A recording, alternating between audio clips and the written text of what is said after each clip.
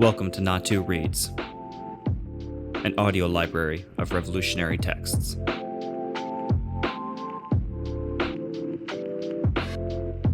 Seven Interpretive Essays on Peruvian Reality by José Carlos Mariátegui. Essay 4, Public Education.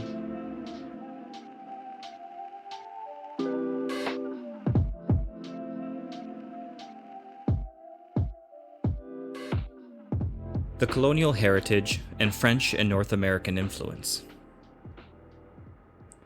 Education in Peru has been subject to three successive influences: the Spanish influence, or more precisely, legacy, the French, and the North American. However, the initial Spanish influence has dominated. The other two have barely penetrated the Spanish framework and have not altered it basically. The history of public education in Peru is divided into three periods according to these influences. The periods are not precisely defined.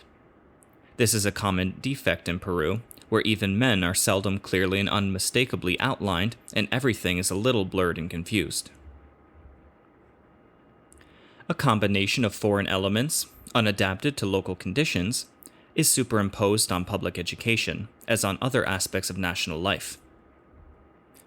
Peru, fruit of the conquest, is not a country that assimilates the ideas of men of other nations and imbues them with its sentiments and customs, thereby enriching without deforming its national spirit. It is a country in which Indians and foreign conquerors live side by side, but do not mingle with or even understand one another. The Republic feels and declares its loyalty to the Viceroyalty, and, like the Viceroyalty, it belongs more to the colonizers than to the rulers. The feelings and interests of 4/5 of the population play almost no role in the formation of the national identity and institutions. Peruvian education, therefore, has a colonial rather than a national character. When the state refers to the Indians in its educational programs, it treats them as an inferior race, and in this respect, the Republic is no different from the Viceroyalty. Spain willed us, on the other hand, an aristocratic attitude and an ecclesiastical and literary concept of education, which closed the university to mestizos and made culture a class privilege. The purpose of teaching was to prepare priests and scholars, and the common people had no right to instruction. The independence movement, nourished on Jacobin ideology, temporarily brought about the adoption of egalitarian principles. However, this verbal equality, meant only for the criollo, ignored the Indian. The Republic, moreover, was born in poverty and could not afford the luxury of a broad educational system. Condorcet's lofty concept did not figure among the ideals borrowed from the Revolution by our liberal leaders. In practice, independence perpetuated the colonial mentality in education as in everything else. After the fervor of liberal oratory and sentiment had died down, class privilege reasserted itself. The government of 1831 declared that education was to be free, a measure that was never carried out.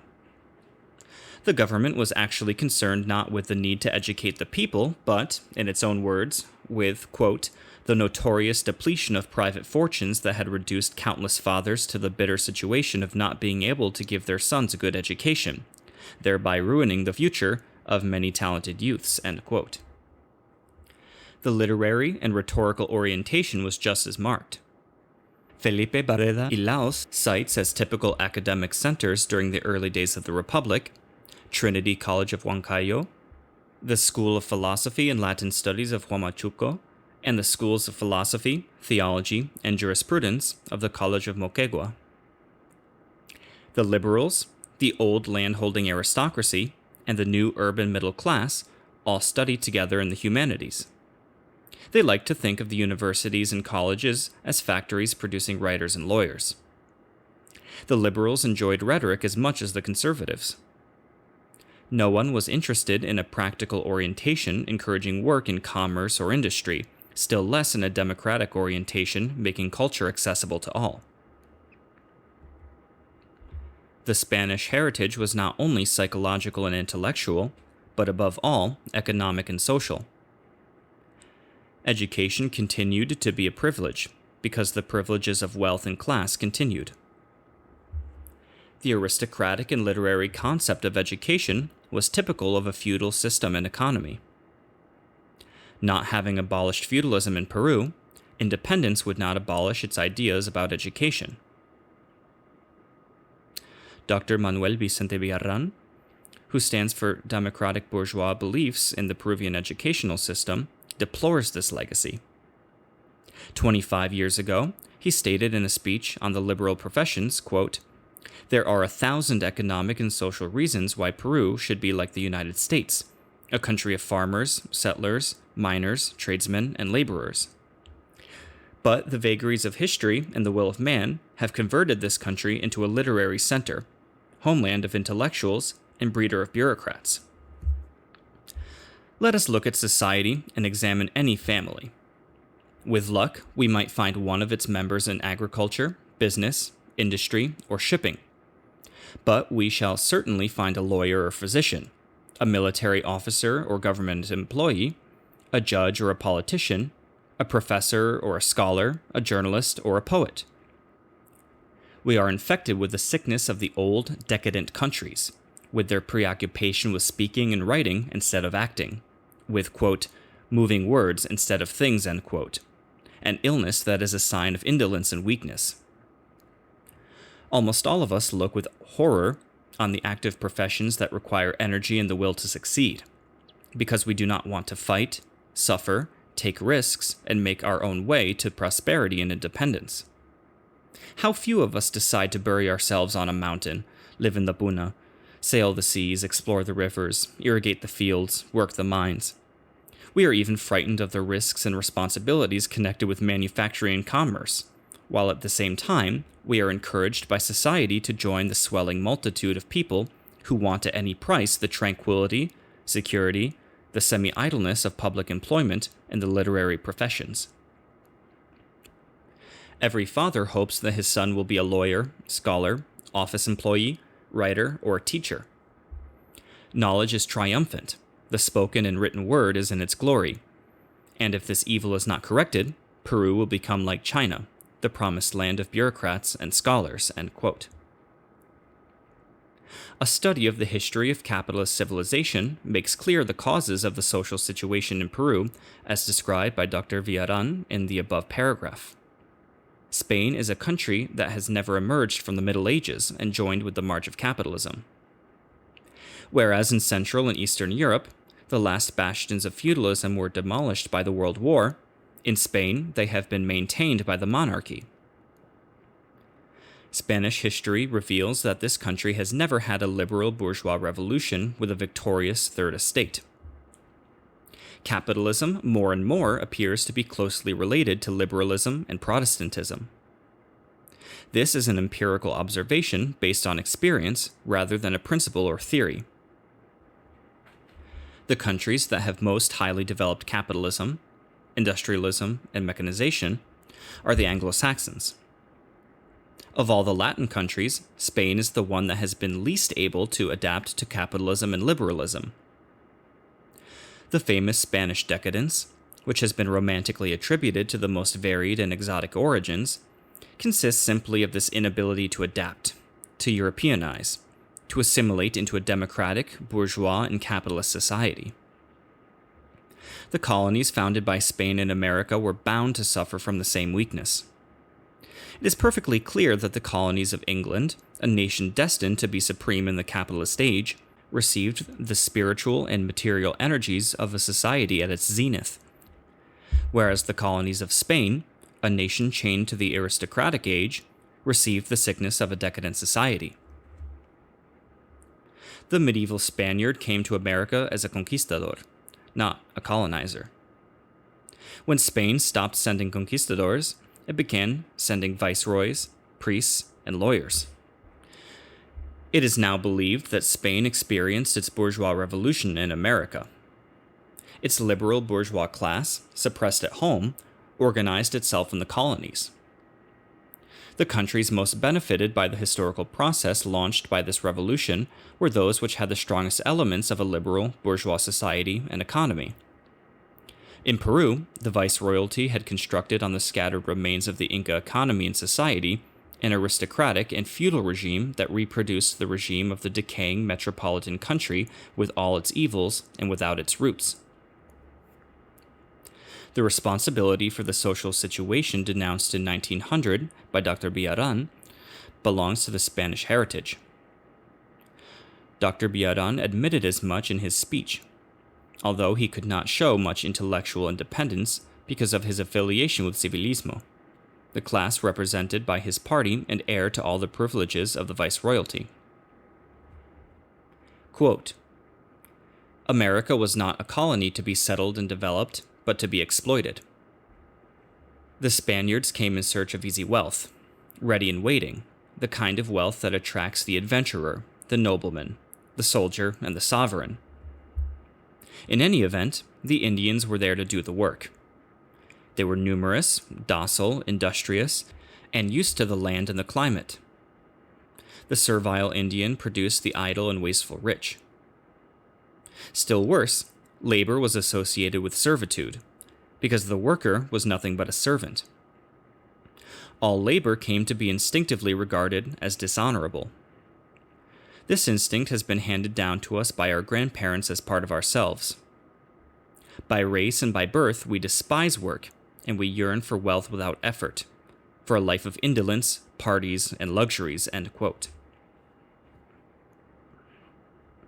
The United States was created by the pioneer, the Puritan, the Jew, all men of strong will who directed their energies towards utilitarian and practical ends. Peru received a race that, in its homeland, could only be indolent, feckless, dreamy, and completely unfit for industrial and capitalist enterprises. The descendants of this race have inherited its defects.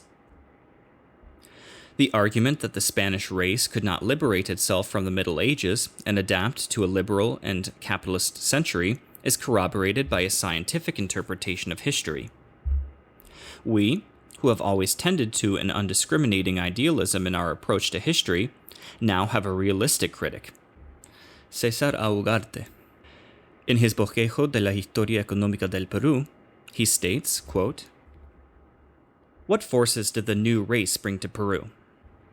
The Spaniard of the 16th century was not psychologically equipped to undertake the economic development of a hostile, harsh, unexplored land. A warrior who had recently emerged from 8 centuries of the reconquest of Spain into the political unification of his country, he lacked the virtues of diligence and thrift. His noble prejudices and bureaucratic predilections turned him against agriculture and industry, which he considered to be occupations of slaves and commoners. Most of the conquistadors and explorers of the 16th century were destitute, but they were not interested in finding a free and bountiful land out of which they could carve a prosperous future. They were driven only by greed for easy and fabulous wealth, and the possibility of attaining power and glory. The few cultured and worthwhile men who accompanied this mass of ignorant adventurers were inspired by religious faith and proselytizing zeal, end quote. In my opinion, a religious spirit was not an obstacle to the economic organization of the colonies. The devout Puritans of New England applied precisely the spiritual drive to their economic enterprises. Spanish colonization did not suffer from an excess of religion. The Republic, which inherited the institutions and methods of its public education from the feudal and aristocratic viceroyalty, used France as a model as soon as its budding capitalist economy and class induced the government to become interested in reforming its educational system. That nation, from which we have anachronistically copied so much, still has not solved such basic problems as a uniform primary school system and technical training. Carefully studying this question in Créé, Herriot makes the following statements.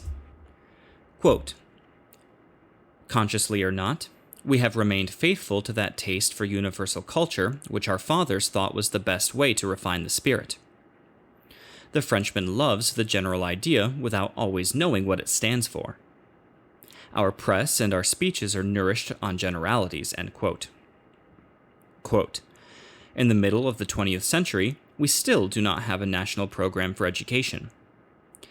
Every political regime inflicted on us has imposed its theories on education.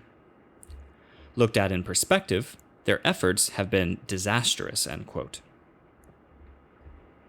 Further on, after recalling that Renan blamed part of the misfortunes of 1870 on a public education closed to all progress and thereby stifling the spirit of France, Herriot adds, quote, the men of 1848 had planned for our country a program of instruction that has never been carried out or even understood. Our teacher, Constantin Pécure, deplored the fact that public education was still not organized socially and that the privileges of birth should be extended into the education of children, end quote. Herriot, whose democratic principles cannot be questioned, supports his thesis with declarations of the Compagnons de l'Université Nouvelle and other advocates of a radical reform in education. According to his outline of the history of public education in France, the Revolution had broad and modern theories on education. Quote, with remarkable decisiveness, Condorcet demanded for all citizens all the possibilities of instruction, free at all levels, the triple development of body, mind, and morals, end quote. But after Condorcet came Napoleon. Quote, the work of 1808, Herriot writes, is the antithesis of the efforts of 1792. From then on, the two opposing principles were in constant conflict.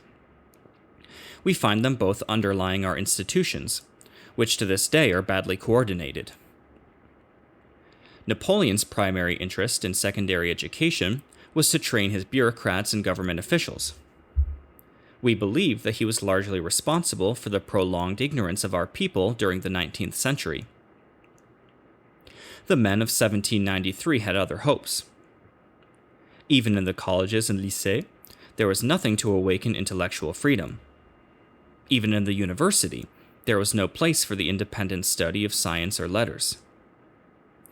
The Third Republic has been able to free the universities from this bondage and return to the sectarian aims of the normal school, the Conservatory of Arts and Trades, and the Institute. But it has not been able to break away completely from the narrow concept tending to isolate the university from the rest of the nation. It has perpetuated the exaggerated concern for academic degrees and respect for procedures that made Jesuit education so strong and, at the same time, so dangerous a force, end quote. This, according to a democratic and liberal statesman of the French middle class, is the situation of education in the nation from which, for so many years, we have misguidedly imported methods and texts. Our mistake derives from the viceroyal aristocracy, which, disguised as the Republican bourgeoisie, has maintained in the Republic the privileges and principles of a colonial society. This class wanted its children to have, if not the severely dogmatic education of the mother country, at least the elegantly conservative education of the Jesuit colleges that existed in France during the Restoration. Dr. Biaran, proponent of a North American orientation, writing in 1908 on foreign influences in education, pointed out the error of using France as a model. Quote, with all its admirable intellectual qualities, unquote, he said, quote, that country still has not been able to become sufficiently modern, democratic, and united in its system and methods of education. Leading French writers are the first to recognize this, end quote. Dr. Biaran cited the opinion of Taine as an indisputable authority for the intellectual civilistas whom he was addressing. French influence has not yet disappeared. There are still too many traces of it in the programs and, above all, in the spirit of secondary and university education. But with the recent reforms based on North American models, its period has ended. Therefore, an accounting can be made of this influence, which we already know represents an enormous liability. It is responsible for the predominance of the liberal professions. Unable to prepare a competent ruling class, education in Peru, from a strictly historical point of view, suffers from its failure to meet the needs of the developing national economy and from its indifference to the indigenous element. This is the same defect we find throughout almost the entire political process of the Republic. When, in 1895, the Piarola administration began to reorganize the economy of the country along the lines of civilismo, it also revised the system and methods of education. The creation of a capitalist economy has been interrupted by the War of '79 and its aftermath. Now, public education had to be adapted to the needs of this developing economy. Primary education, which had been turned over to the municipalities by an impoverished government, again became the responsibility of the state.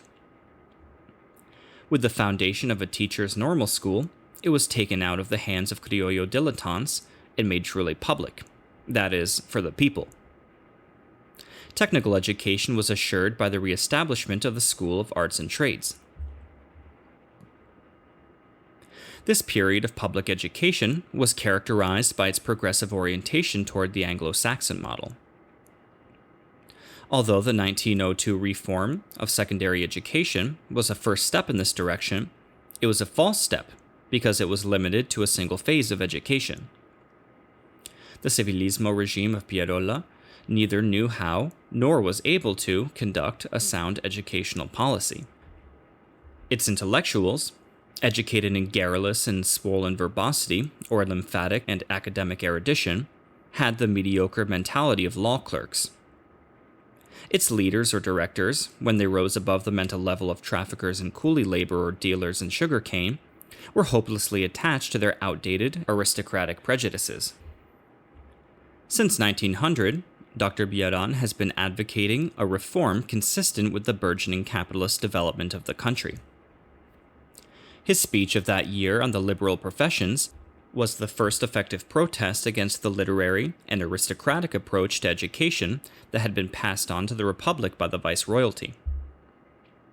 In the name of a frankly materialist or capitalist concept of progress, his speech condemned the vaporous and archaic foreign idealism that, until then, had prevailed in public education, limited to education of, quote, decent, unquote, young men.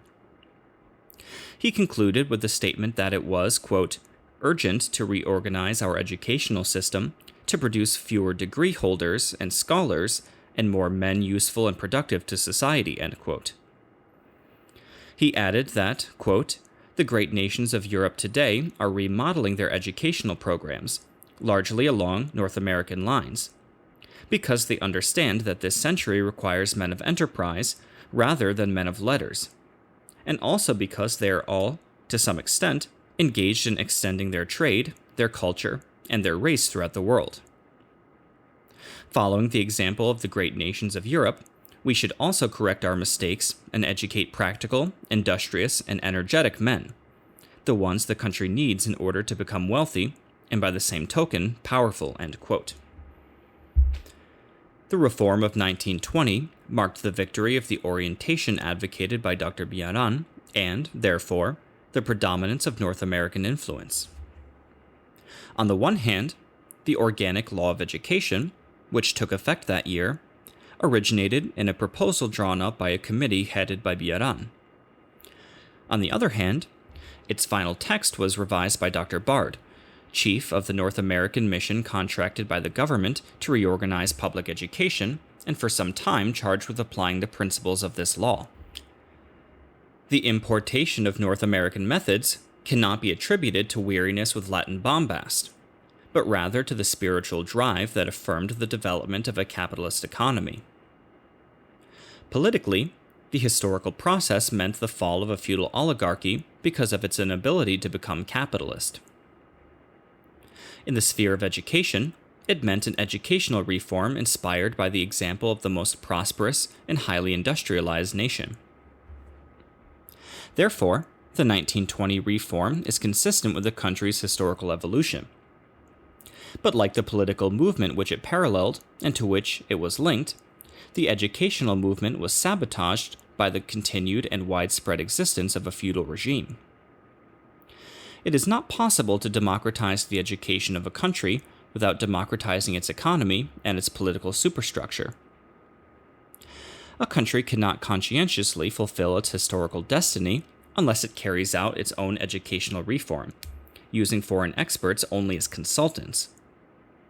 For this reason, the North American mission was a failure, and the new organic law remained more a program of theory than of action. There is a hopeless gap between the main provisions of the organic law and the practice of education. In a study that is not intended to be either negative or polemical, Dr. Bourroncle reviews the troubled history of this reform and notes several of its failures and amendments. Quote, "A superficial analysis," he writes, "of the present legal situation of education reveals that many of its provisions and regulations have not had and never can have practical application. In the first place, the National Bureau of Education and the National Council of Education have been modified on the basis of legislative authorization, and the regional bureaus, which were the executive bodies with the highest technical and administrative competence, have been eliminated. The bureaus and offices have been changed, and the study programs of primary and secondary education have had to be revised. Examinations and degrees for teachers have had to be completely reformed. No work has been done on the division of schools into different categories envisaged by the law or on the complicated classification of secondary schools that was proposed by the Regulation on Secondary Education. The National Examining Board has been replaced by an Office of Examinations and Studies, and the whole system has been modified. Higher education, which was dealt with in greatest detail, has only partially complied with the provisions of the law. The University of Technical Schools failed in its early stages, and the advanced schools of agriculture, pedagogical science, industrial arts, and commerce have not been created. The study program for the University of San Marcos, also called the University of Lima, has not been fully implemented, and the University Student Center, for which special personnel was contracted, has not even been founded. If we examine the present regulations for primary and secondary education, we shall likewise see an endless number of provisions that have been amended or that have not been applied. In Peru, few laws have been modified as rapidly and broadly as that of education, which today has more amendments and unapplied provisions than effective regulations." End quote. This is the thoughtful criticism of a sympathetic official. There is no lack of other statements, even one that declares the 1920 reform a failure because primary education still does not receive 10% of the fiscal revenue as stipulated by the law. Furthermore, this statement is implicit in the revision of the organic law by the National Committee on Education. Those of us whose ideology is revolutionary must declare that the failure of the 1920 reform was not due to overly ambitious or idealistic provisions. In many ways, the reform is limited by its objectives and conservative in its scope. It does nothing to diminish the privileges of rank and fortune. It does not open higher education to selected students from primary schools because it does not provide for such a selection. It creates a dual school system according to whether or not the student will continue to secondary school, thereby restricting working-class children to a primary education in schools that do not prepare them to pursue a professional career. It perpetuates the private primary school, which from childhood rigidly separates the social classes. It establishes only free primary instruction, without even maintaining the principle that entrance into secondary school, which the government offered to a small percentage under its old system of scholarships, is expressly reserved for the best students. As regards scholarships, the terms of the organic law are very vague, and in practice, only students already in secondary schools are eligible for government support. Article 254 says, quote, "By law, exemption from fees for tuition and residence may be awarded to needy youths who are outstanding in ability, morals, and dedication to study. These scholarships will be granted by the regional director on the recommendation of the faculty of the respective secondary school." End quote. In the light of its many limitations, the 1920 reform cannot be considered the democratic bourgeois reform proposed by Dr. Villarán. University reform. Ideology and protest. The student movement, which began in Córdoba with student demands for university reform, signals the birth of a new generation of Latin Americans. The documents on university reform in Latin America that were collected by Gabriel del Mazo at the request of the University Federation of Buenos Aires testifying to the spiritual unity of this movement. University unrest, whether in Argentina, Chile, or Peru, is caused by the same forces. Almost always sparked by a minor incident, it is spread and directed by a mood, a current of ideas called, not without risk of error, the, quote, new spirit, end quote. Therefore, the desire for reform is found to have identical characteristics in all Latin American universities. Students throughout Latin America, although moved to protest by local problems, seem to speak the same language. This movement is also clearly connected with the post-war wave of messianic hopes, revolutionary sentiments, and mystic fervor which especially affected the university youth of Latin America. Convinced that the world had entered a new era, youth yearned to play a heroic role and to perform deeds that would go down in history. As is natural, the prevailing socio-economic system, with its evils and shortcomings, acted as a powerful stimulus to their desire for reform. The world crisis made it urgent for the Latin American people to examine and resolve their problems of organization and growth. Logically, the new generation felt these problems with an intensity and passion unknown to previous generations. Whereas the latter, in keeping with the tempo of the past, had been evolutionary, at times completely passive, the new generation was instinctively revolutionary. At the beginning, the ideology of the student movement was neither homogeneous nor autonomous. It was overly influenced by the Wilsonian philosophy.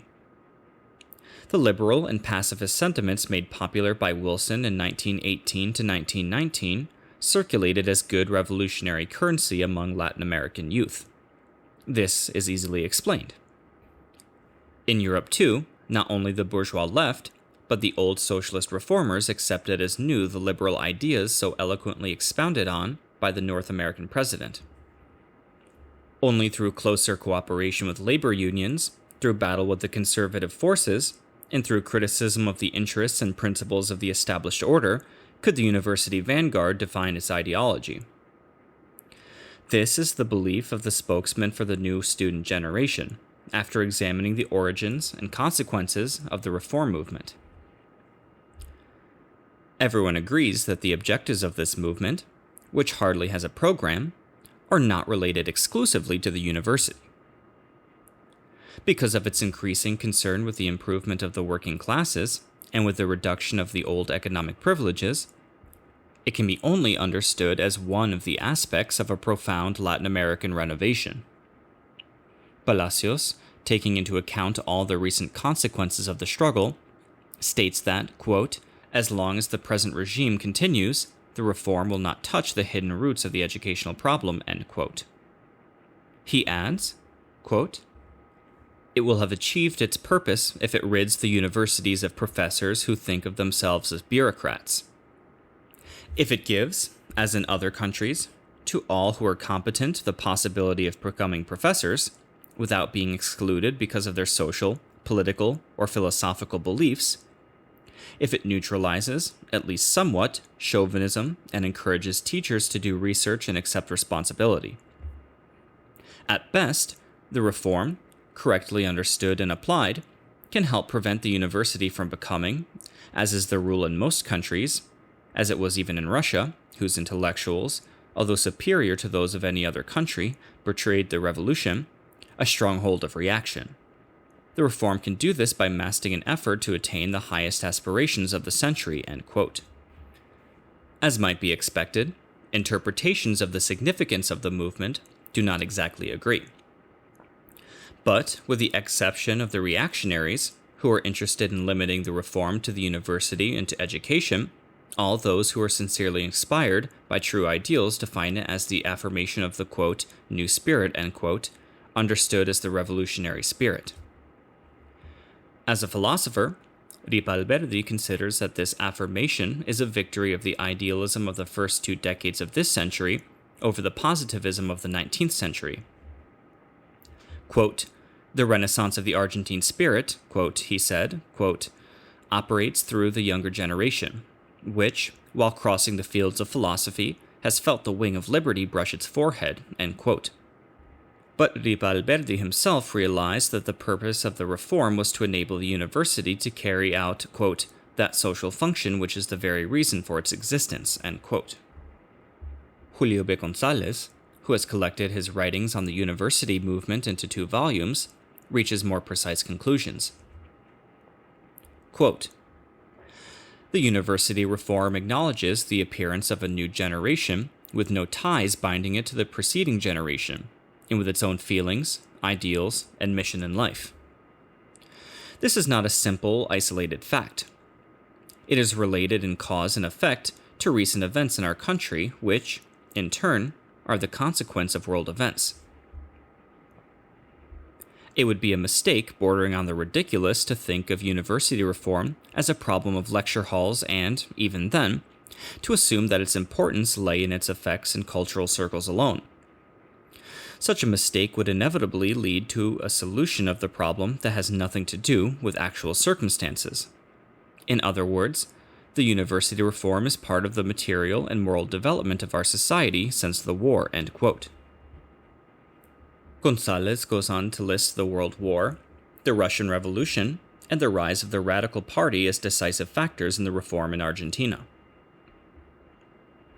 José Luis Lanuza points to another factor, the evolution of the middle class. The majority of the students belong to some level of this class. However, one of the social and economic results of the war is the proletarization of the middle class. Lanuza argues that, quote, a collective student movement of such broad social implications as the university reform would not have been possible before the World War. It became evident that methods of study would have to be modernized, and that the university had not kept up with the development of universal thought since the time of Alberdi, when our country began to industrialize. But at that time, the university middle class was content to be a select group. To its misfortune, its privileges diminished with the growth of industry, class distinctions became more marked, and the proletarization of the intellectual followed. Teachers, journalists, and tradesmen organized into unions. Students could not escape the general movement, end quote. Mariano Hurtado de Mendoza agrees substantially with the observation by Lanuza. Quote, the university reform is first and foremost a social phenomenon that results from another, more general, and more far-reaching social phenomenon related to our country's level of economic development. It would therefore be a mistake to study the reform, in terms of the university, as a problem of modernizing its administration, or, in terms of education, as an attempt to apply new research methods in the pursuit of culture. We would also be wrong to think of it only as a current of new ideas produced by the World War and the Russian Revolution, or as the work of the new generation that appears, quote, with no ties binding it to the preceding generation, and with its own feelings, ideals, and mission in life, end quote. And later on, he adds, quote, the university reform is no more than a consequence of the proletarization of the middle class, which inevitably occurs when a capitalist society reaches a certain stage of economic development. This means that in our society, the proletarization of the middle class is taking place, and that the university, which is composed almost entirely of this class, has been the first to be affected because it was the prototype of the capitalist institution, end quote. In any case, the reform generally has inspired the formation of groups of students who demonstrate their sympathy with the proletariat by spreading progressive social ideas and studying Marxist theories. Popular universities, very different in concept from earlier timid attempts at university extension courses, have sprung up all over Latin America as a visible adjunct to the student movement. Throughout Latin America, the university has produced students of economics and sociology who have used their knowledge to help the working class, giving the latter, in some countries, an intellectual guidance that it formerly lacked. Finally, the most enthusiastic propagandists and supporters of the political union of Latin America are for the most part former leaders of the university reform who thereby conserve their continentalism, another badge of the new generation. A comparison of this movement with that of the universities of China and Japan proves that it has historical justification.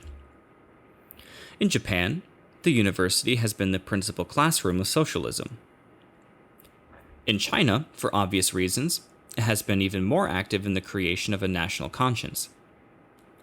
Chinese students are in the vanguard of a revolutionary nationalism, which has given that immense Asiatic nation a new soul and organization and assigned to it a role of influence in world affairs.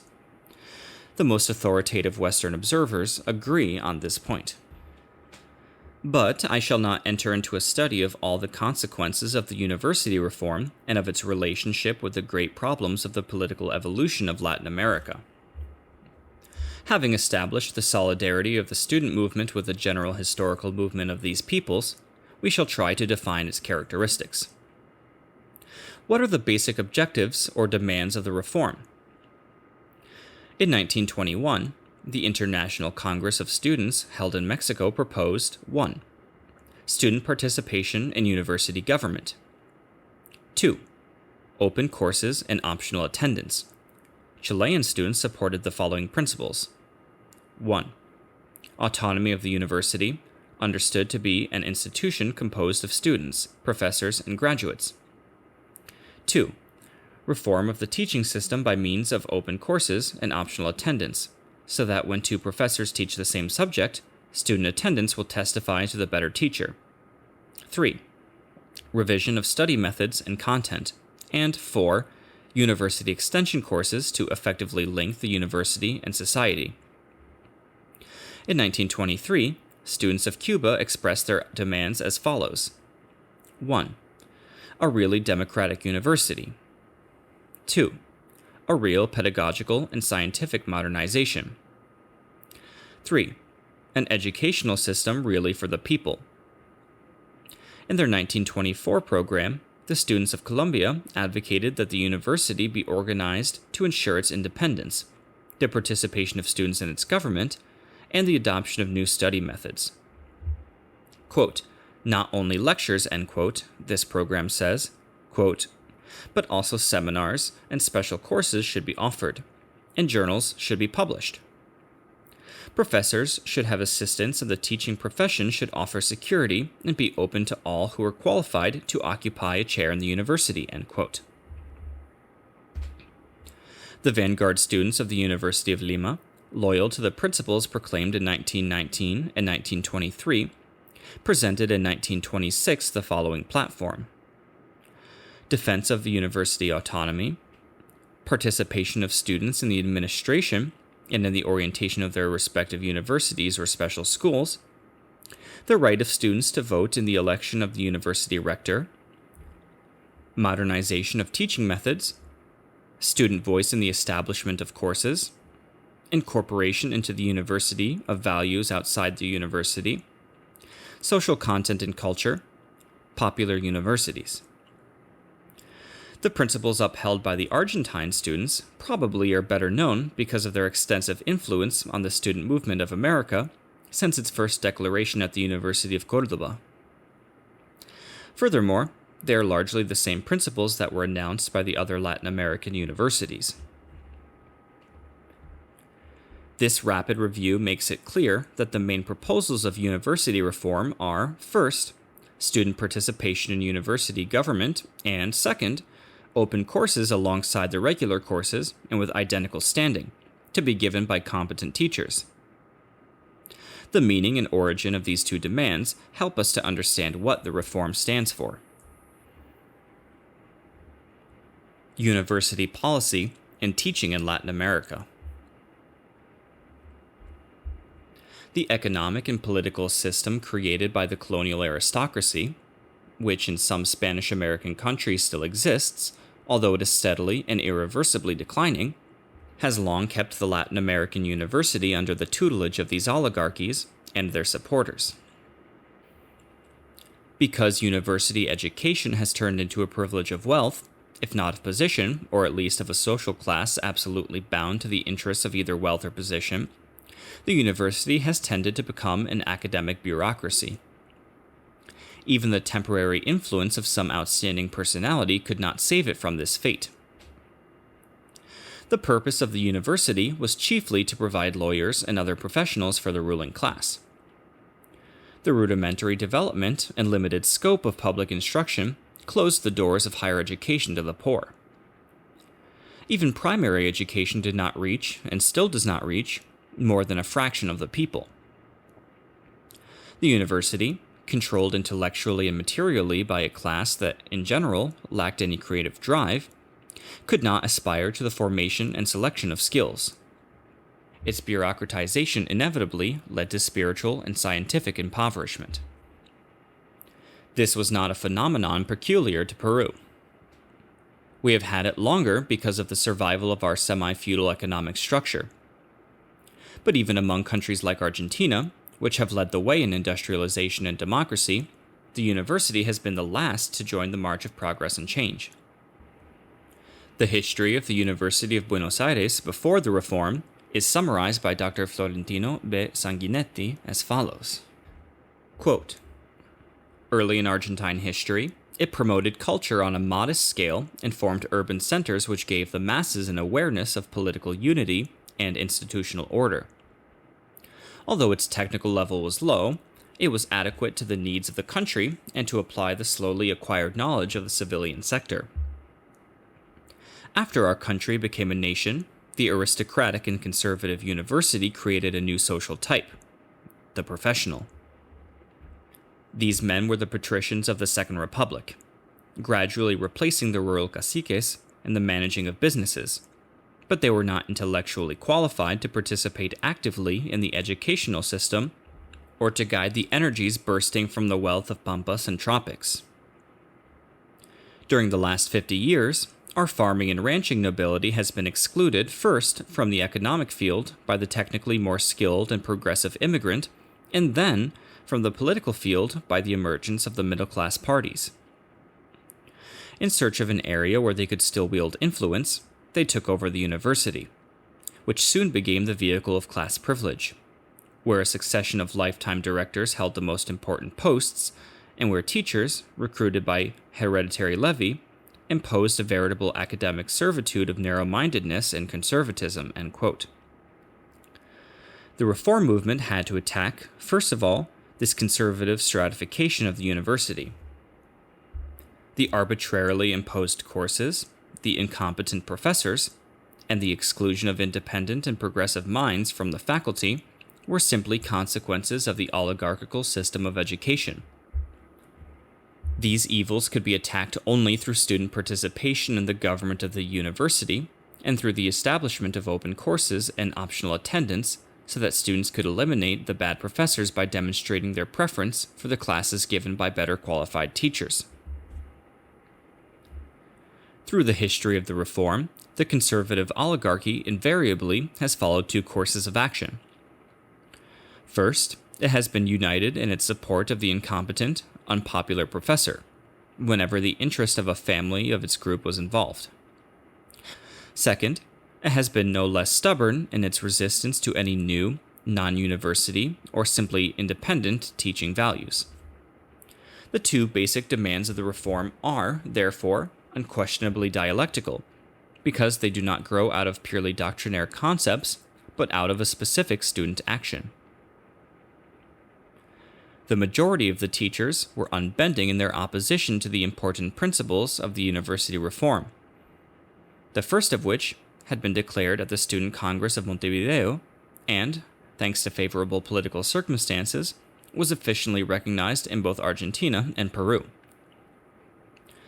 When these circumstances changed, the conservative elements in education began a counter-movement, which in Peru has already wiped out almost all the gains of the reform, and which in Argentina has stirred up recent student demonstrations against reactionary trends. But the ideals of the reform cannot be attained without honest acceptance of the two principles discussed here. The vote of the students, even if used only as a moral check on teaching policy, is the sole dynamic and progressive elements in a university which otherwise would be hopelessly dominated by reactionary forces. Without this premise, the second principle of the reform, open courses, cannot be carried out. Moreover, the quote, hereditary levy, unquote, so accurately described by Dr. Sanguinetti, becomes the method of recruiting new professors. And scientific progress loses its main stimulus, because nothing lowers the level of teaching and of science as much as an oligarchical bureaucracy. The University of Lima.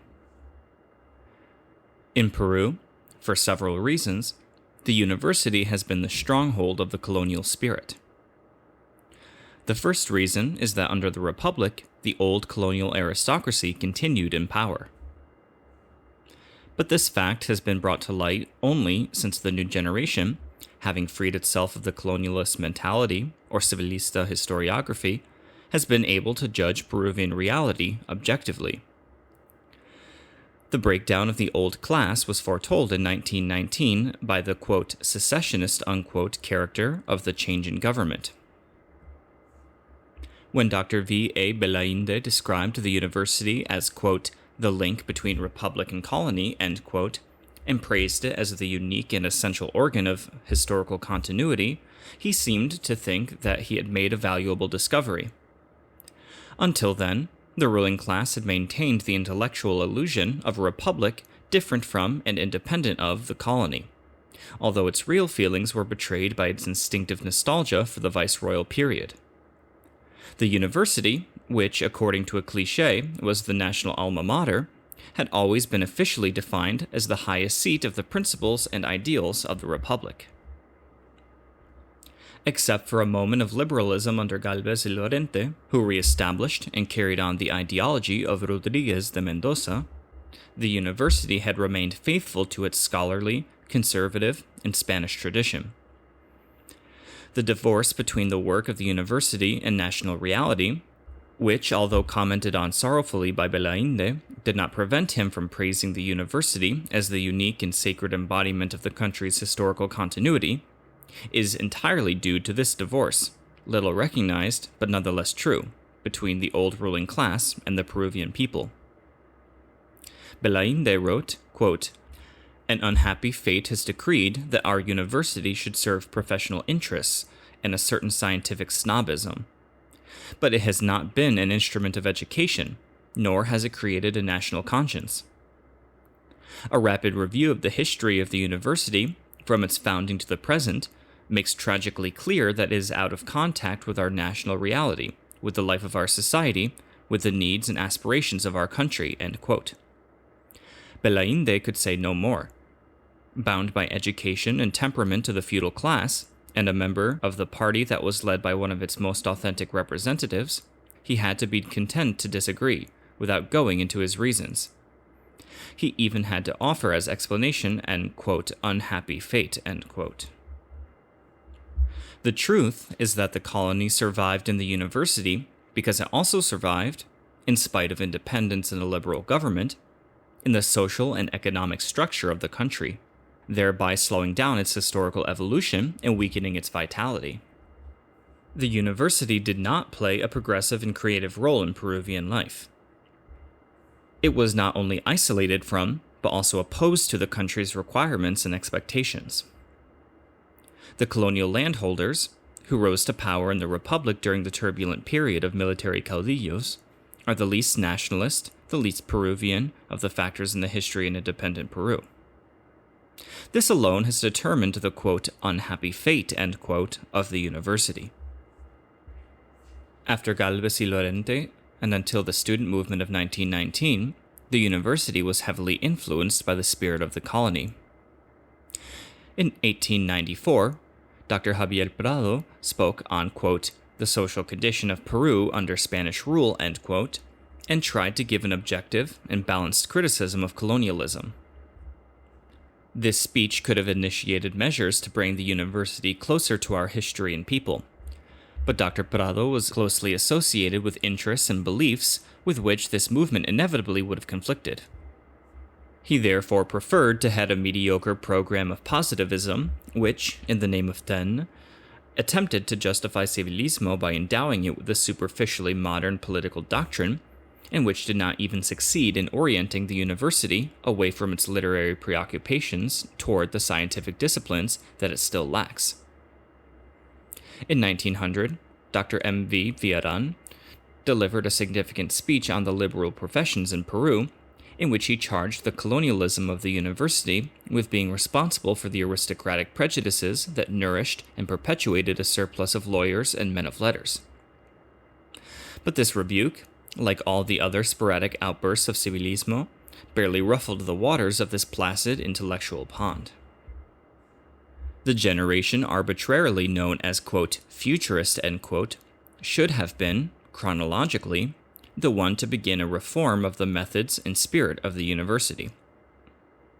To this group belonged the students, later professors, who represented Peru in the Student Congress of Montevideo, and who organized the University Center, in which they laid the foundations of a solidarity that would have made possible a definition of the procedures and objectives of the reform. But under the direction of Riva Aguirre, who acted as a spokesman for the colonialist spirit in his writings on Peruvian literature, that university generation was given a conservative and traditional orientation. Furthermore, because of its origins and ties, it appeared to be the generation designated to react against the literary movement of González Prado and to reestablish the intellectual hegemony of civilismo, which was threatened by the popularity of radical literature, especially in the provinces. Reform and reaction. The Peruvian student movement of 1919 received its ideological stimulus from the triumphant rebellion of the students of Córdoba and from the eloquent exhortations of Professor Alfredo L. Palacios. But it originated chiefly as a student uprising against certain obviously unqualified professors. A minority of the students extended and elevated the objectives of this unrest, transforming what had started out as only a repudiation of bad professors and an archaic system into a repudiation of the old spirit of the university. The movement was supported by students who conformed to civilista ideas, but who followed the proponents of the reform as much because they thought they were participating in a relatively innocuous school rumpus as because they also objected to the obvious incompetence of the professors.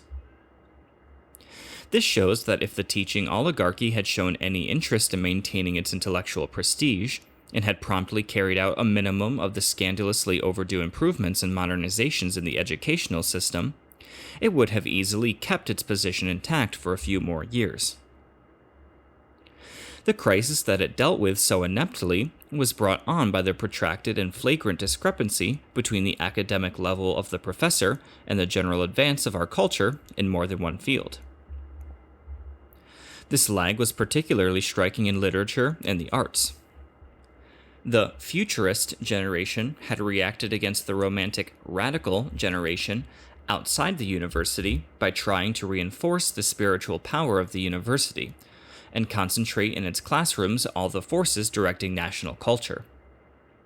They did not, however, have the knowledge, the desire, or the power to replace the old, backward, and incompetent faculty of the most vulnerable department, which was the School of Literature.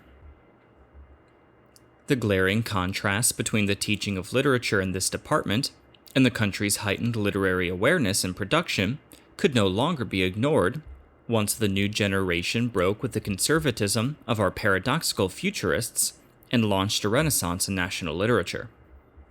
Young people attending the literature courses had acquired outside the university an aesthetic discrimination that enabled them to judge how outdated and inept some of their professors were. Whereas these students, reading on their own, had left modernism behind, the university faculty was still in the grip of the criteria and precepts that prevailed in Spain in the early 1800s. Because of its historical and literary orientation, the group that headed the 1919 movement in San Marcos was more severe in its criticism and more categorical in its condemnation of the professors it accused of being backward and anachronistic. The reform spread from the School of Literature to the other departments where vested interests in the oligarchical system maintained unqualified professors. But the first breach was made in the School of Literature. Only some time later was the struggle directed against, quote, bad methods, end quote, rather than, quote, bad professors, end quote.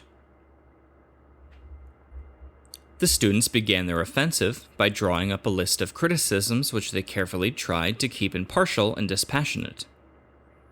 At this time, the evaluation was made on the basis of academic competence without any ideological judgments. When the rector and the council declared their support of the professors under attack, the movement intensified. The student insurgents, realizing that the oligarchical character of teaching and the bureaucratization and stagnation of teaching were two aspects of the same problem, expanded their protests and made them more detailed. The First National Congress of Students, which met in Cusco in March 1920, revealed that the reform movement still lacked a well-directed and defined program. The most important act of this Congress was the creation of popular universities in order to link revolutionary students with the proletariat and to broaden the scope of student protest. Later, in 1921, during the conflict between university and government, student behavior was profoundly disoriented. Furthermore, reactionary professors, who attempted to smuggle in colonialist superstitions and nostalgias under the guise of an opportunistic and democratic oratory, found an enthusiastic audience among university youth, most of whom persisted in revering their old masters. It was, nonetheless, evident that the defeat suffered by traditional civilismo had contributed to the triumphs achieved in 1919 by student protest.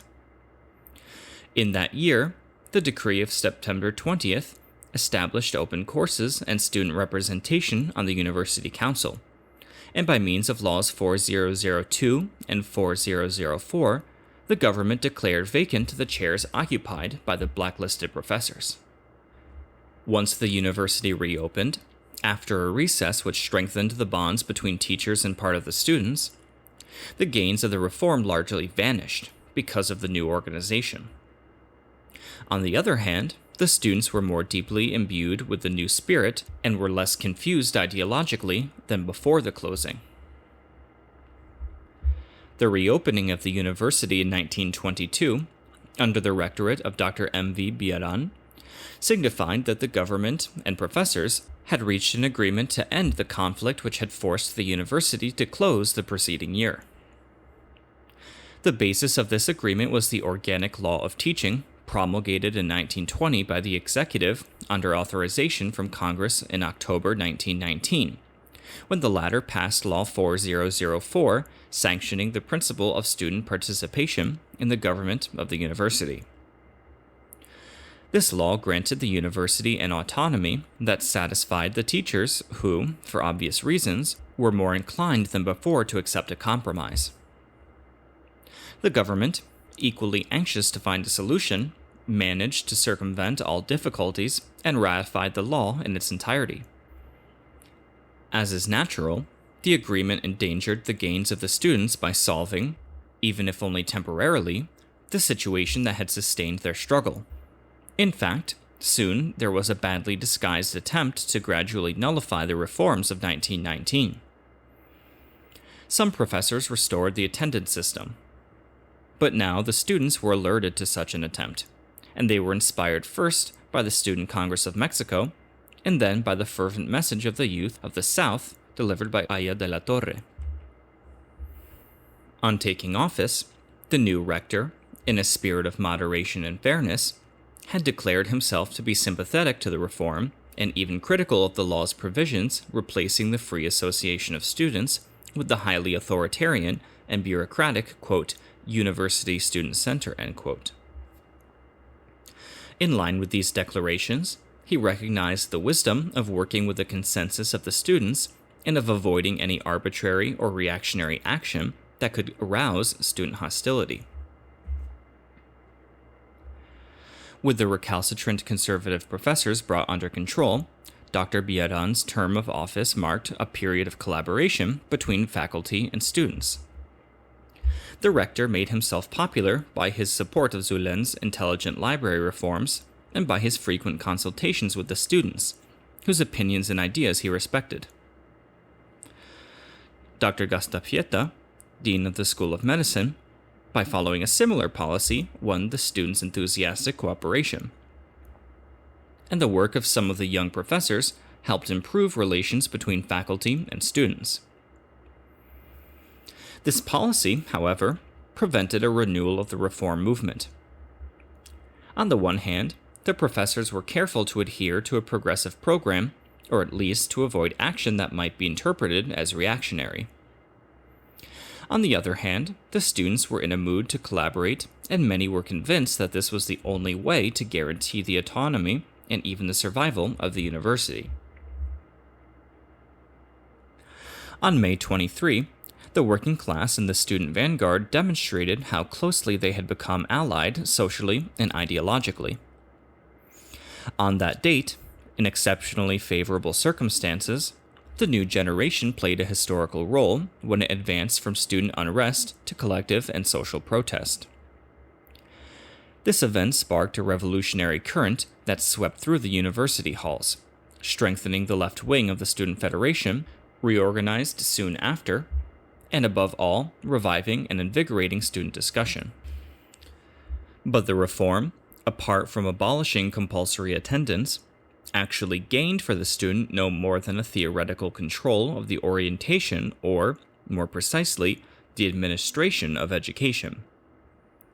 The principle of student representation on the university council was formally recognized, but the students, who used the assembly to express their opinions on any problem, neglected to designate permanent delegates and preferred to influence the council through spontaneous action and student plebiscites. Although student leaders were extremely aggressive and dynamic, they did not use the assembly, where there was more uproar than discussion, to demand and obtain new teaching methods. They may have been distracted by the struggle against reactionary forces within and outside the university, or they may not have been sufficiently aware of the problems of education. In any event, they were satisfied to accept token efforts or vague promises that melted away once they relaxed their vigilance in the classrooms. Therefore, the university reform made little progress as an educational reform, despite the new organic law and the more sympathetic attitude of some of the professors. The comments of Alfredo Palacios on a similar phase of the reform in Argentina can be applied to our university. In its first stage, university reform consisted only of student participation in the university government and of optional attendance. It had failed to achieve its most important objectives: modernized teaching methods and intensified studies. These were very difficult to accomplish in the School of Law, which was petrified in its old procedures of pure theory and pure abstraction. There was no teaching by observation and experience. It was always believed that from this school would emerge the social elite who would become the governing class: the financier, the diplomat, the writer, the politician. What emerged, to the contrary, were youthful materialists, knowing nothing about everything, but versed in all the tricks needed to embrangle a litigation and employed to perpetuate the injustices of daily life. Students listened to lectures without showing any curiosity or any interest in research, without laboratories to spur their enthusiasm, to test their character, to discipline their will, and to exercise their intellect. Because our university did not have directors like Dr. Palacios, capable of understanding the reform required in the educational system and of dedicating passion and optimism to the task of realizing it, our reform movement never went beyond the stage to which it was carried by student activity. The years 1924 to 1927 were adverse to the movement to reform the university in Peru. The expulsion of 26 students from the University of Trujillo was a prelude to an offensive by the reactionaries. Soon after, all the conservative forces in the University of Lima were mobilized against the provisions laid down in 1919 and 1923. The repressive measures taken by the government against the student leaders of San Marcos freed the professors from the watchful presence of most of those who had kept the reform spirit alive amongst the students.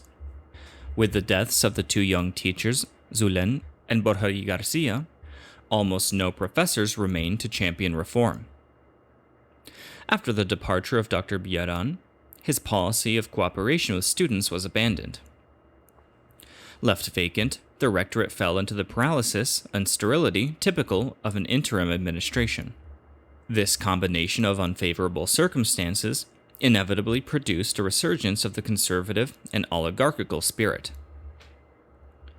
As the forces of progress and reform weakened, teachers went back to the old system, and representatives of the civilista mentality regained absolute control. The expedient of a provisional administration, constantly extended, temporarily masked the reestablishment of conservatism in positions from which it had been dislodged by the reform movement. There was a noticeable concentration of left-wing students in the 1920 election of delegates. The platform presented by this group, which dominated the new federation, reaffirmed all the basic principles of the reform. But once again, repression came to the aid of conservative interests. A characteristic of this period of reaction was the support given to the university's conservative elements by the same forces which, riding the historical wave that swept away traditional civilismo, had been decisive in the triumph of the reform in 1919. These are not, however, the only factors in the crisis of the university movement. Youth is not exempt from responsibility. Their rebellious behavior usually has been the result of their susceptibility to superficial enthusiasms. This is actually a failing common to all of Spanish America. In a recent article, Vasconcelos writes, quote, "The principal weakness of our race is instability. We are incapable of sustained effort, and, for the same reason, we cannot develop a plan or execute a project," end quote. He goes on to say, quote, "In general, one should beware of enthusiasts. Quote, enthusiastic, end quote, is the most dangerous adjective in our vocabulary. With that noble epithet, we have learned to cover up our national weakness. We start out well and promise much. We fail to finish or make good," end quote. Erratic and unstable though he is, the student does more damage to the movement because he is vague and imprecise about its program and character. The objectives of the reform are not sufficiently defined, nor are they fully understood. Discussion and study proceed slowly. Reaction cannot conquer youth intellectually and spiritually. Its victories are only conditional. The reform, on the other hand, continues to act on student spirit and, despite momentary lapses, keeps alive the ardor that fired youth in the days of 1919 to 1923. If the reform movement is in a precarious situation in Lima, it nevertheless flourishes in the University of Cusco, where the most distinguished faculty members accept and approve the principles maintained by the students. Proof of this is in the project to reorganize the University of Cusco, which was drawn up during its recess by a committee appointed by the government for this purpose. This project, signed by Professors Fortunato L. Herrera, José Gabriel Cosio, Luis Valcárcel, J. Uriel Garcia, Leandro Pareja, Alberto Aranibar P., and J. S. Garcia Rodriguez, undoubtedly is the most important official document produced to date on the university reform in Peru. It represents the first time university teachers have spoken on this problem at so high a level, as well as a break with tradition and with official routine. The plan envisages the transformation of Cusco into a great cultural center capable of supervising and directing the social and economic development in the Andes region. Its statutes incorporate the cardinal principles of the university reform in Spanish America. The committee includes, among its basic proposals, open courses to complement those taught by regular professors, elimination of the final examination as the deciding grade, full-time professors, participation of students and alumni in the election of university authorities, student representation on the university council and on every faculty, democratization of teaching. The report also emphasizes the necessity of organizing the university in such a way as to give it a broad, practical application and a complete scientific orientation. The University of Cusco hopes to become a true center of scientific research, wholly dedicated to the betterment of society.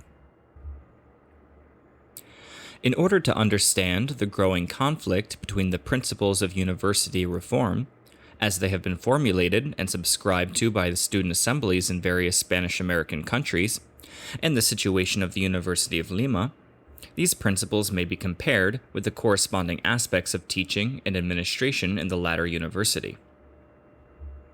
Participation of students in the government of the university. Reactionary forces are determined to reestablish the old, rigid concept of discipline, understood as absolute deference to the judgment and authority of the teaching staff. The Council of Deans, or the rector on its behalf, frequently refuses to give students permission to hold meetings. For the first time, it is possible to deny the right of students to use the university for discussion. Student delegates who are not acceptable to the faculty are not recognized. The last committee of the Student Federation could not begin work or even make up its membership because it lacked approval of the council. The crisis of the Federation thus depends on a factor beyond the students' control. Student opinion has lost not only its influence in the council, but even the possibility of expressing itself freely and in an orderly fashion.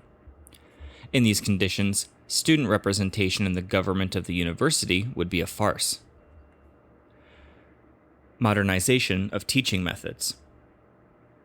With the exception of innovations introduced by one or two professors, the old methods reign supreme.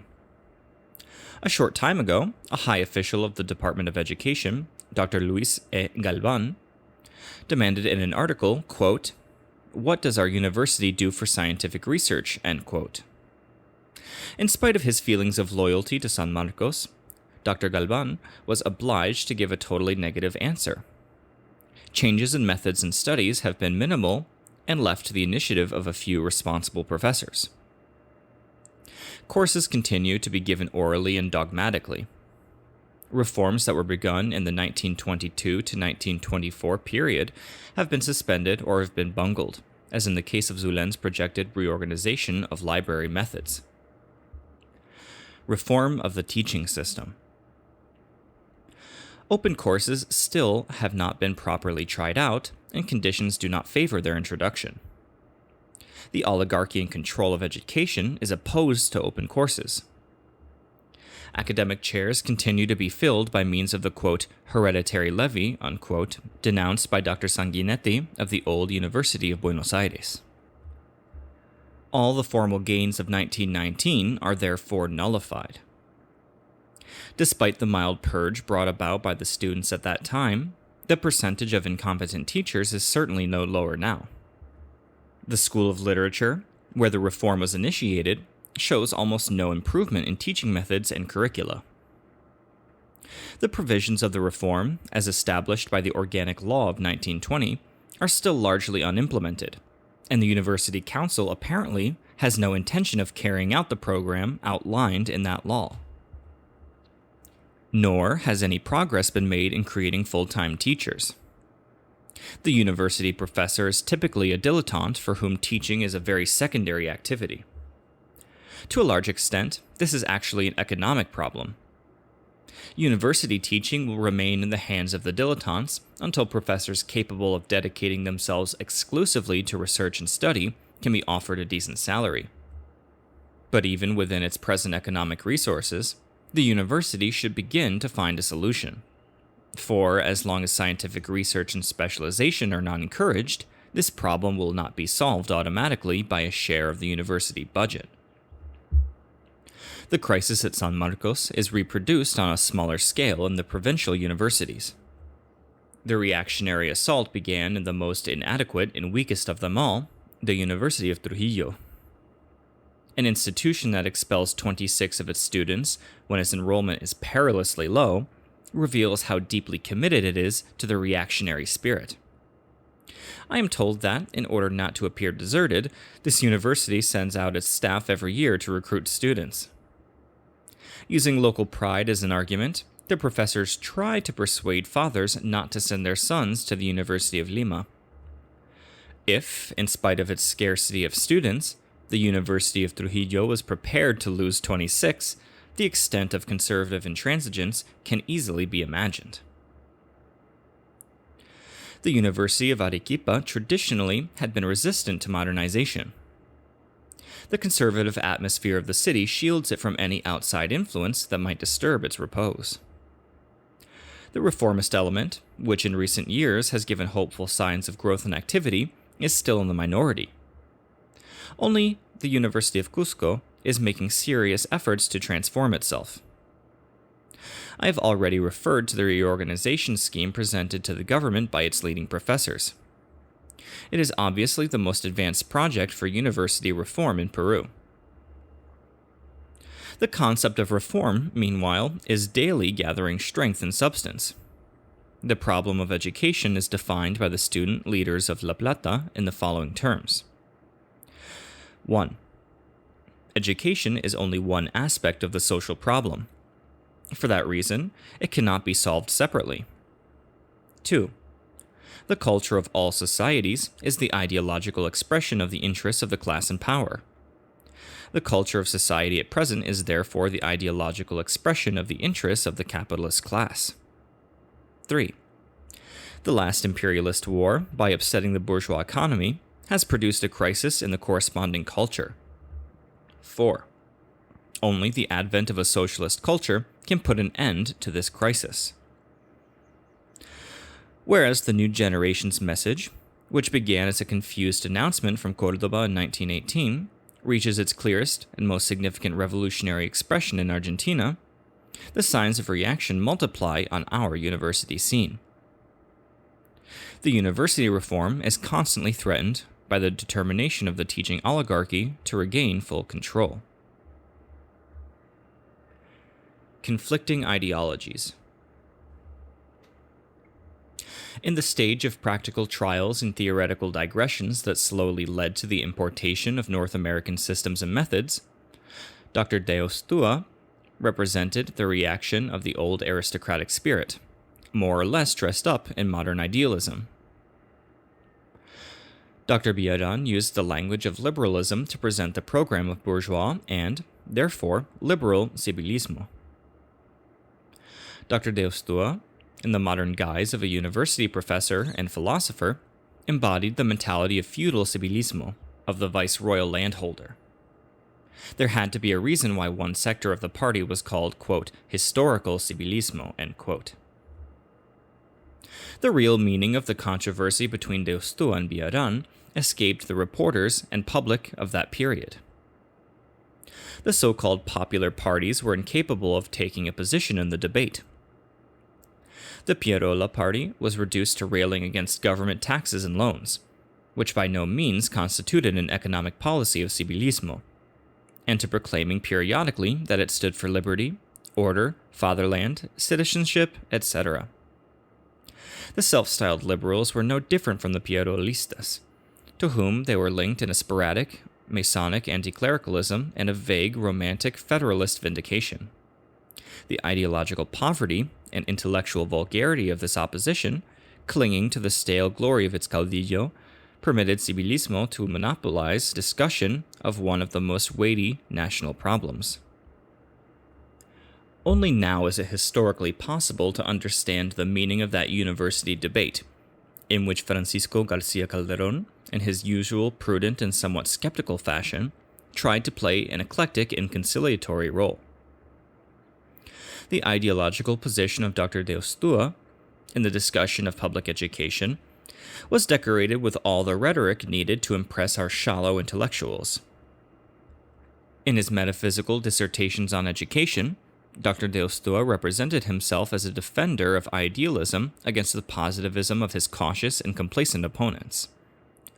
and the latter, instead of bearing the anti-democratic and anti-social spirit behind his philosophical facade, preferred to declare their respect for his high ideals.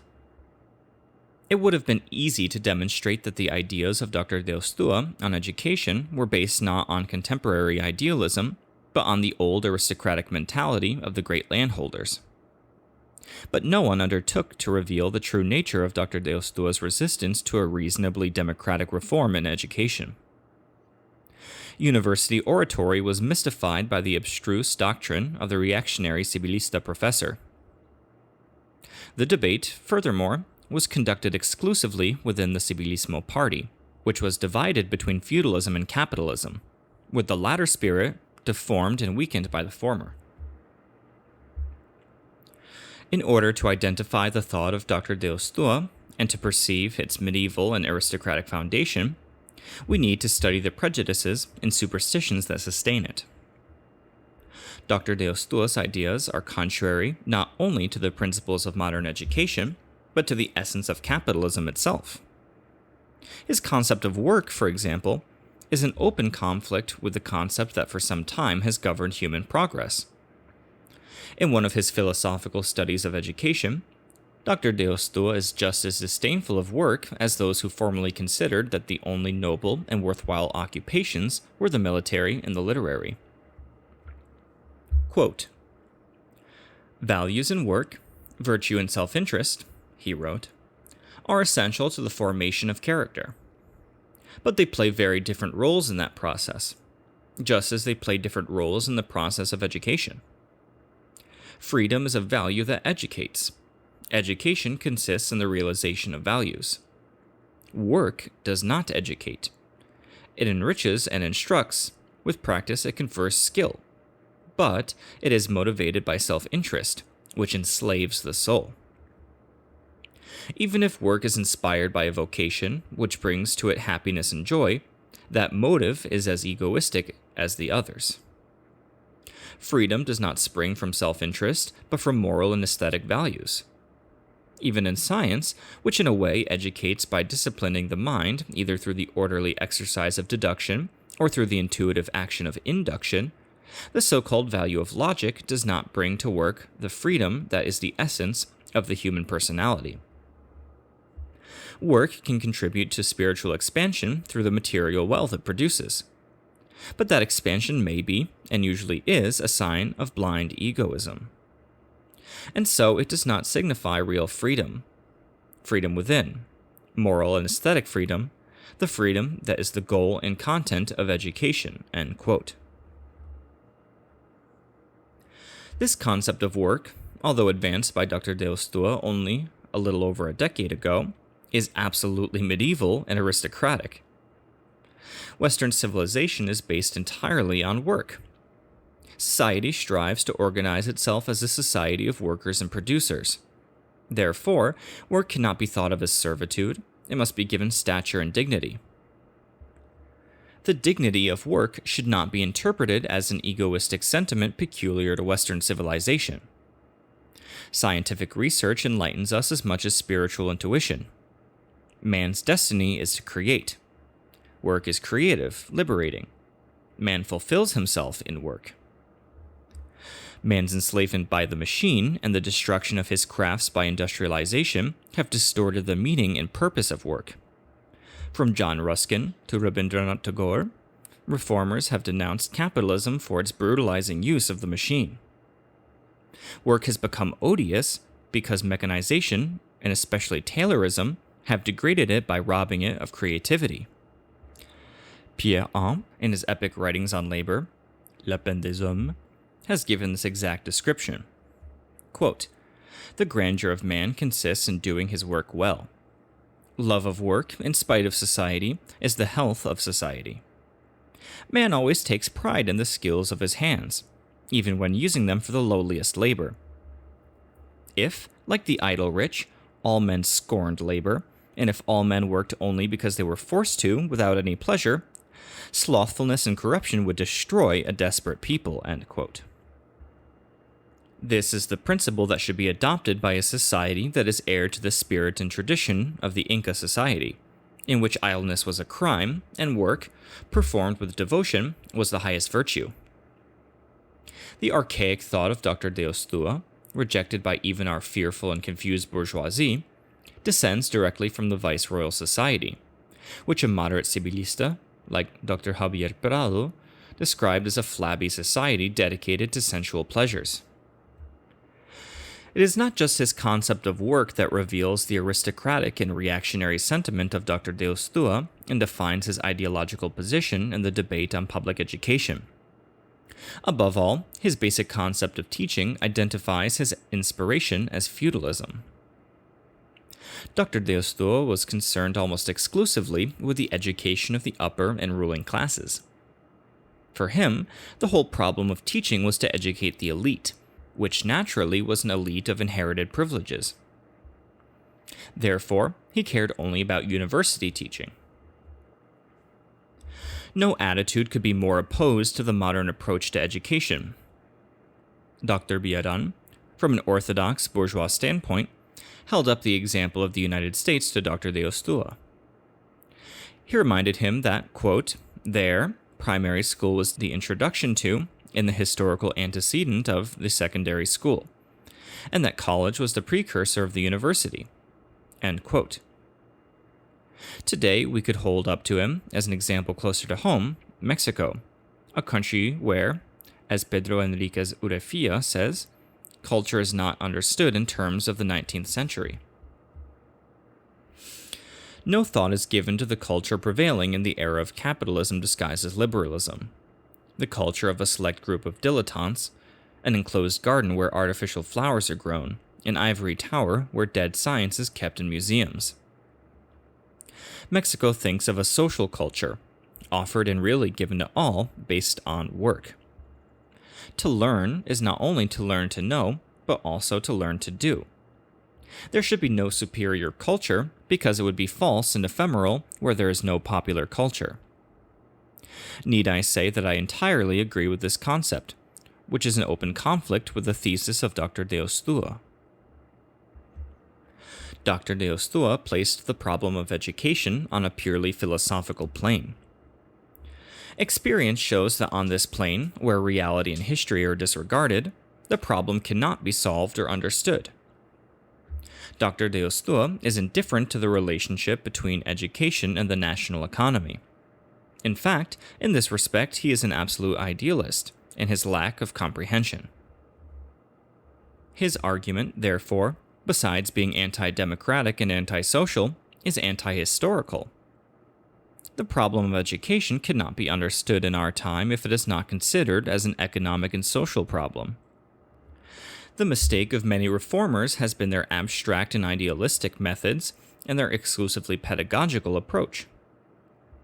Their proposals have ignored the close bond between economics and education, and they have tried to change the latter with no knowledge of the laws of the former. For that reason, they have not succeeded in reforming anything except to the extent permitted by the scorned or simply neglected socioeconomic laws. The controversy between classicists and modernists in education has been just as subject to the rate of capitalist development as the debate between conservatives and liberals in politics. The program and systems of public education in this era that now draws to a close have depended on the interests of the bourgeois economy. The realistic or modern approach has been imposed by the needs of industrialism. Industrialism is the phenomenon peculiar to this civilization which, under its influence, demands that schools produce more technicians than ideologists, more engineers than orators. The unscientific and uneconomic approach in the discussion of teaching claims to represent a higher idealism. But it is actually the metaphysics of reactionaries, opposed and alien to the stream of history, and therefore lacks any value as a force in human progress and reform. The lawyers and writers who come from the halls of the humanities, prepared by rhetorical and pseudo-idealistic education, have always been far more immoral than the technicians who come from the faculties and institutes of science. Whereas the practical and theoretical or aesthetic activities of the latter have followed the path of economics and civilization, The practical and theoretical or aesthetic activities of the former, under the influence of the basest conservative interests and sentiments, have frequently blocked that path. Furthermore, the value of science as a stimulus to philosophical speculation cannot be disregarded or underestimated. The intellectual climate of this civilization owes much more to science than to the humanities. Economics is specifically associated with education and the work of educators like Pestalozzi and Froebel, who have undertaken to reform the school system, bearing in mind that modern society tends to be a society of producers. The trade school represents a new concept of teaching, a principle peculiar to a civilization of workers. Although adopted and put into operation by the capitalist state, it has been limited to the primary schools, where it is presented as a class in, quote, manual training, end quote. In Russia, the trade school is in the forefront of educational policy. In Germany, it has been encouraged mainly by the rise of the Social Democrats during the revolutionary period. Thus, the most significant reform has erupted in primary schools, whereas secondary schools and universities, dominated by the conservatism of their rectors, are still hostile to any attempt at reform and are indifferent to economic reality. A modern concept of the school places manual and intellectual work at the same level, an equation that is not acceptable to the vanity of the aristocratic humanists. Contrary to the pretensions of these men of letters, the trade school is the authentic product of a civilization created by work and for work. In the course of this essay, I have not attempted to do more than outline the ideological and political basis of public education in Peru. I have omitted its technical aspect, which, besides not being within my competence, is subject to theoretical principles and to political and economic requirements. I have stated, for example, that our Spanish and colonial heritage consisted not of a pedagogical method, but of an economic and social regime. French influence later entered the picture, to the approval of those who regarded France as the Jacobin and Republican fatherland, as well as those who admired the Restoration. North American influence finally prevailed, as a result of our capitalist development, together with the importation of American capital, technicians, and ideas. In the last period of the conflict of ideologies and influences, there can be distinguished the contrast between a growing capitalist affirmation and an obstinate feudalist and aristocratic reaction, the former advocating a practical approach in education and the latter defending a pseudo-idealistic orientation. The emergence of a socialist movement and of a class conscience in the urban proletariat introduces a new factor in the debate that substantially modifies its terms. The creation of the popular universities, quote, González Prada, end quote, the support by university youth of the principle of the socialization of culture, the impact of the new educational philosophy on teachers, conclusively interrupt the erudite and academic dialogue between the liberal bourgeois spirit and the aristocratic landholder spirit.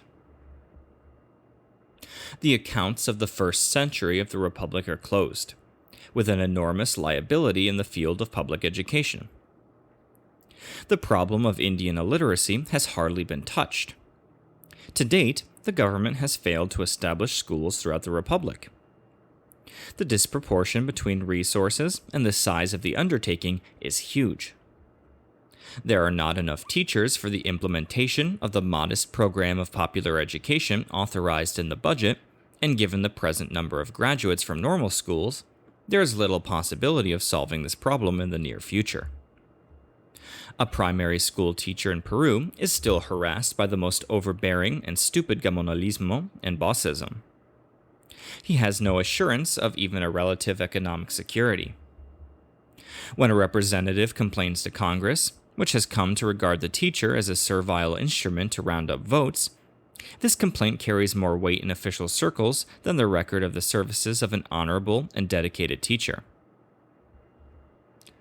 The problem of Indian illiteracy goes beyond the pedagogical sphere. It becomes increasingly evident that to teach a man to read and write is not to educate him. primary school does not redeem the Indian morally and socially. The first real step towards his redemption must be to free him from serfdom. This is the thesis maintained by the authors of the reform in Peru. Among their leaders are many young educators whose points of view are already far removed from those held a quarter century ago by Dr. Villarán when he was so ineffectual in his mild but categorical opposition to colonial ideology, as we have seen in our examination of the origin and development of the reform of 1920.